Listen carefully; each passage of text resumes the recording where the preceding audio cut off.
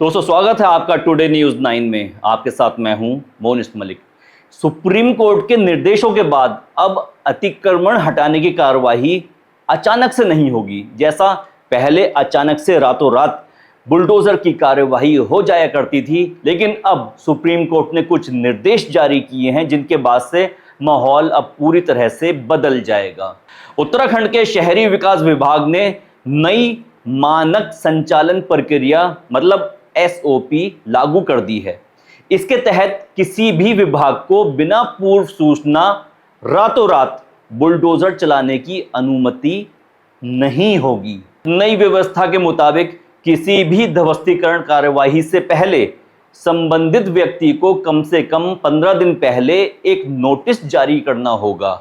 मतलब ये कि अगर किसी भवन पर या किसी संपत्ति पर ध्वस्तीकरण की कार्यवाही की जानी है तो उसके स्वामी को 15 दिन पहले नोटिस भेजना होगा। यह नोटिस डाक द्वारा भेजा जाएगा और संपत्ति पर चस्पा करना भी अनिवार्य होगा। साथ ही साथ जिलाधिकारी को भी इसकी जानकारी देनी होगी। प्रक्रिया की निगरानी के लिए जिलाधिकारी स्तर पर नोडल अधिकारी नामित किए जाएंगे।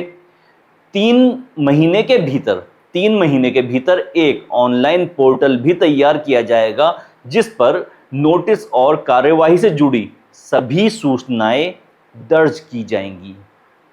यदि प्रभावित व्यक्ति अपील करता है तो उसे सुनवाई का अवसर दिया जाएगा और संबंधित अधिकारी को अपने निर्णय का कारण स्पष्ट करना होगा। इसमें यह बहुत बड़ा प्रावधान किया गया है कि जो भी अधिकारी यह निर्णय लेगा कि फला संपत्ति पर ध्वस्तीकरण की कार्यवाही होगी तो उसे अपने निर्णय का स्पष्टीकरण देना होगा कि किस कानून के तहत उसने ध्वस्तीकरण की कार्यवाही का फैसला लिया है। तो ये इस प्रावधान को बहुत ज़्यादा महत्वपूर्ण बना देता है। अब इसके बाद आते हैं कि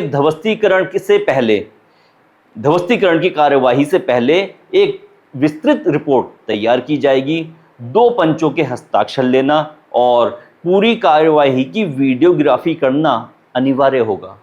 मौके पर मौजूद सभी अधिकारियों और कर्मचारियों का विवरण भी दर्ज किया जाएगा।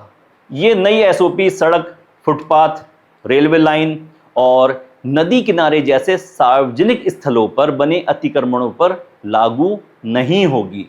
इन मामलों में प्रशासन तत्काल कार्यवाही कर सकेगा।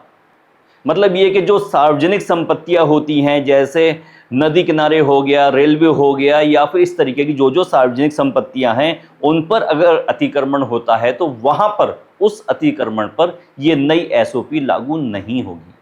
अब इसमें सबसे महत्वपूर्ण प्रावधान ये है कि अगर ध्वस्तीकरण गलत पाया जाता है या उस समय कोर्ट का स्टे ऑर्डर मौजूद था और उसके बावजूद भी ध्वस्तीकरण कर दिया गया तो इसकी पूरी जिम्मेदारी संबंधित अधिकारी की होगी।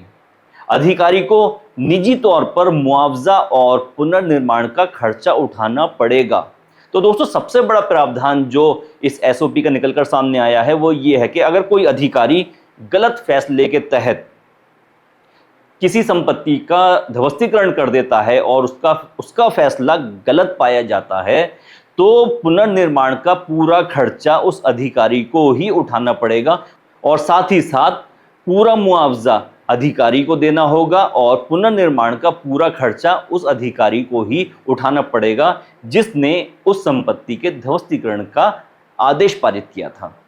इसी तरीके की और जानकारियों के लिए हमारे चैनल को अभी सब्सक्राइब करें और हमसे जुड़े रहें, देखते रहें टुडे न्यूज़ 9।